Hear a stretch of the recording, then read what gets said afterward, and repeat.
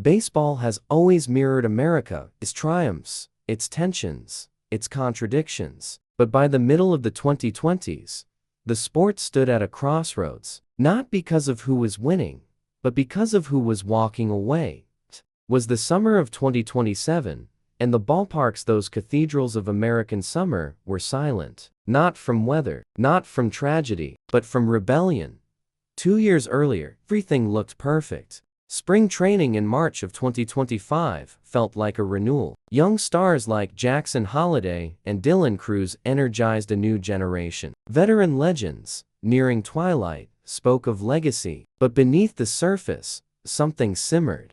The Players Association, empowered by recent gains in collective bargaining, was shifting its focus. The issue? Revenue sharing, minor league compensation, artificial intelligence in analytics, and above all, control. Tension wasn't confined to boardrooms. In clubhouses, cracks were forming. Players questioned ownership's commitment to long-term health and autonomy. Young stars demanded opt-outs. Veterans wanted clarity on benefits and post-retirement support. It was generational. As 2026 began, whispers grew louder. Collective bargaining negotiations were scheduled for late in the year, but the rhetoric was already boiling. Social media became the new dugout, and fans picked sides. The last great baseball strike, in the summer of 1994, left a scar still felt. Attendance dropped. TV deals collapsed. Fans turned to football. Players remembered. Owners never forgot.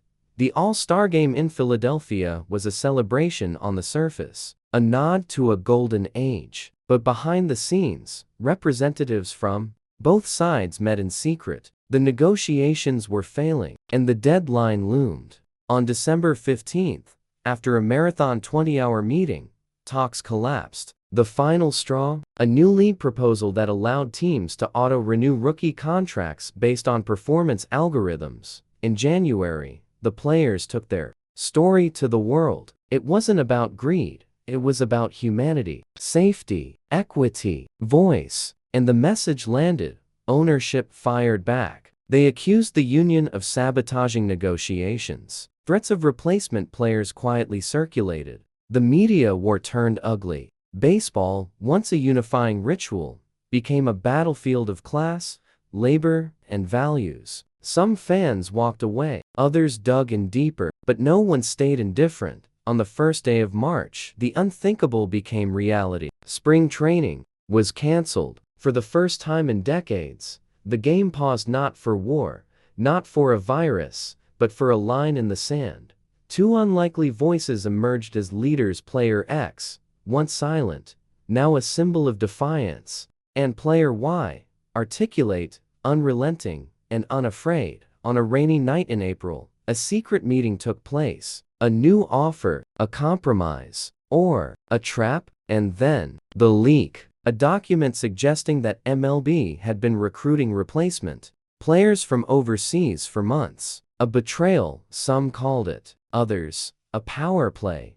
The game was no longer just a game, and as the first pitch of the 2027 season was missed, America watched, waiting to see which side would blink first. But in a battle for the soul of baseball, no one plays clean. When the soul of baseball is in question, it's not just about strikes and contracts, it's about identity. In the spring of 2027, both players and owners stood staring into the abyss. What they saw staring back changed the game forever. It started far from Manhattan. In the birthplace of hundreds of major league players, San Pedro de Macorís, news of MLB's Project Vanguard hit like a storm. Replacement players? Exploited international prospects? The response was rage.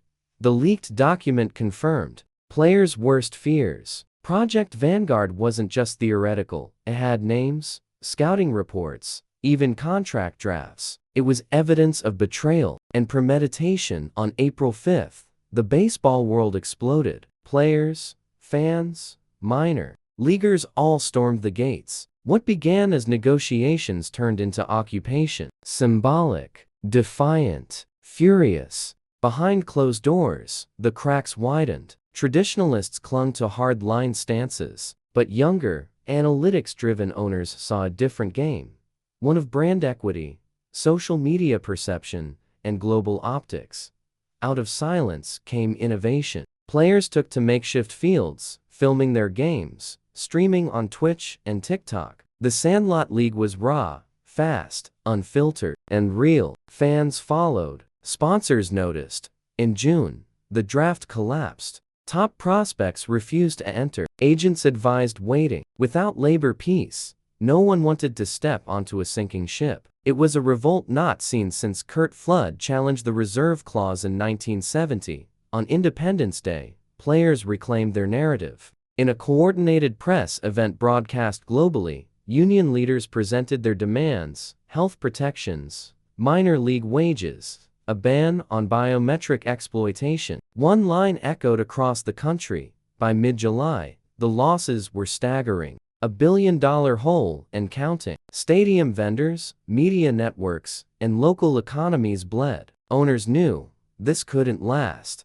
With both sides unwilling to blink, an unlikely mediator emerged: Barack Obama, a known White Sox fan and labor advocate. For 5 days in the Wyoming wilderness, the two sides spoke in hushed tones. No press, no leaks, only baseball. Obama told a story, not of policy, but of a day in 1975, watching his first game at Comiskey Park. The crowd, the scent of peanuts, the feeling of togetherness. He said, "We can't lose that." On August 10th, reporters gathered. Cameras clicked, phones streamed, rumors swirled. A deal had been struck. Baseball was back. Except, it wasn't. The union's executive committee had made a deal, but the players? They hadn't voted yet. In a shocking turn, players' leaders declared the proposed terms unacceptable. Major League Baseball tried to move on without its stars. The result? A hollow spectacle. Fans rejected it. Broadcasters lost viewers. The soul was missing. Then came the unthinkable. The union fractured. A rogue group of players, backed by grassroots fan movements and independent investors, formed a new players' league, the Freedom League Baseball Association. On September 1st, 2027, the first pitch was thrown not in a major league stadium, but in a dusty park in Tulsa, Oklahoma. It wasn't polished, it wasn't corporate, but it was baseball again. No one knew if the Freedom League would survive, or if MLB would adapt. But one thing was certain: the game had changed. Forever. In 2027, baseball didn't die, it evolved. The strike didn't break the game, it reminded us why it mattered. Because baseball has always been more than bats and balls. It's people, it's stories, it's struggle, and sometimes it takes losing everything to find the heart of it again.